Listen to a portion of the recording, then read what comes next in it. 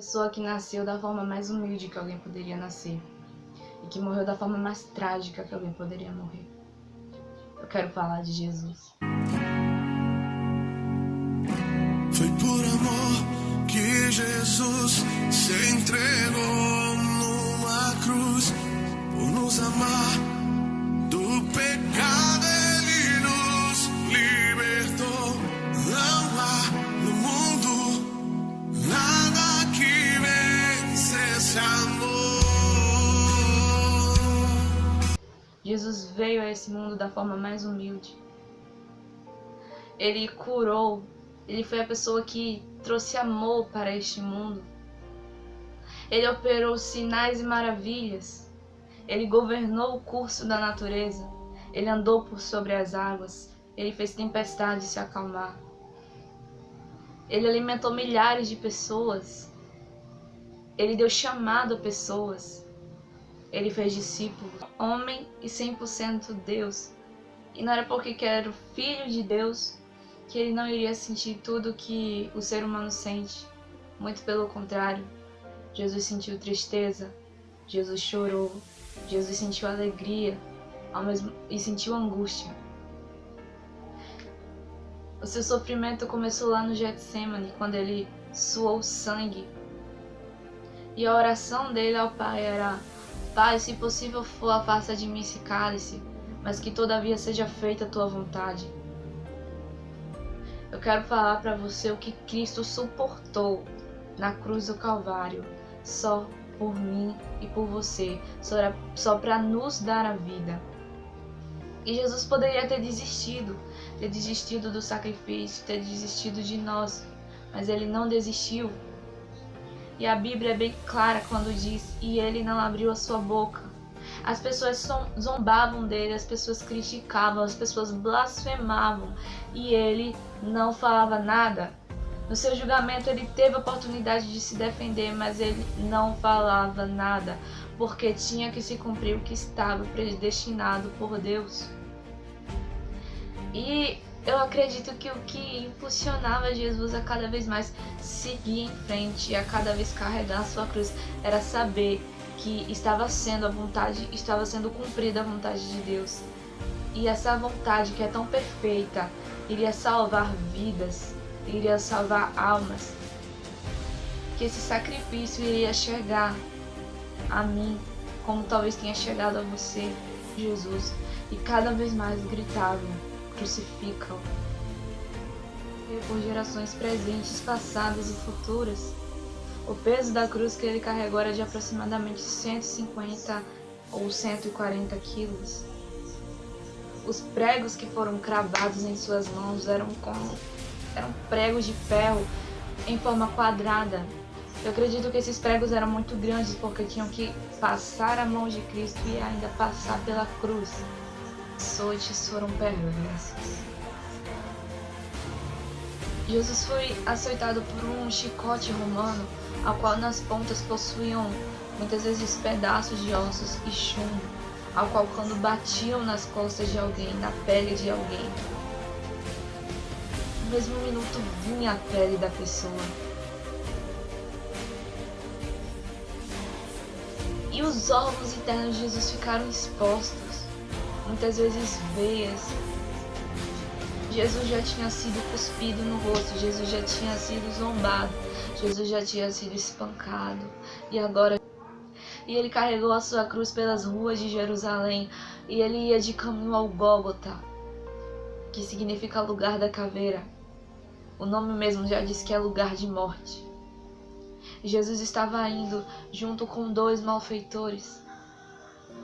Jesus estava indo de encontro. Jesus estava indo nos salvar. E quem olhasse para Jesus naquela cruz, naquele momento, poderia dizer: olha, ele diz que é o Filho de Deus, mas está morrendo. Não. Naquele momento que Jesus se encontrava na cruz, ele estava sendo o meu e o seu Salvador.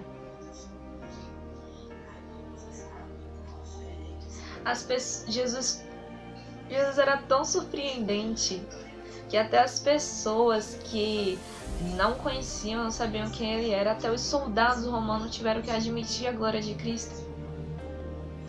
Até um malfeitor que estava junto a Jesus reconheceu que ele era o Filho de Deus. Se arrependeu e disse: Senhor, lembra-te de mim quando entrares no paraíso. Jesus diz: ainda hoje estarás comigo no paraíso. E aquele malfeitor foi salvo por Cristo.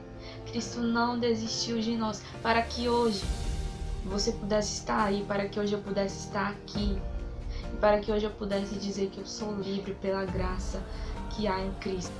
Foi por amor. Eu acredito que você alguma vez já falou: ninguém me ama.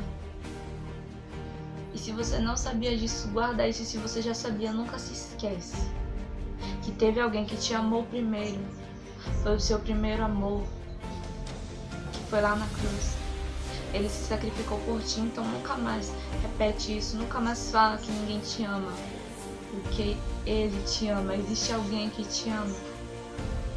A Bíblia diz: ainda que os teus pais te abandonem, todavia eu, o Senhor teu Deus, não te abandonarei. Jesus nos amou primeiro. Foi por mim, foi por você. Ele é o Cordeiro de Deus que tira o pecado do mundo. E Jesus profere uma palavra que é Eli, Eli, lama sabachthani, que quer dizer: Deus meu, por que me desamparastes? Ou por que me abandonaste? É claro que Deus não havia abandonado Jesus, porque Deus sabia que tudo aquilo tinha que acontecer, do mesmo modo que Jesus sabia que tudo aquilo tinha que acontecer. Jesus não esperava ser salvo de última hora, não. Mas naquele momento foi recaído sobre Jesus todo o peso do pecado de toda a humanidade. Estava sobre Jesus. Todo o pecado, toda a aparência de pecado estava sobre Jesus. E o que separa o homem de Deus é o pecado. Naquele momento Jesus disse: por que me abandonaste?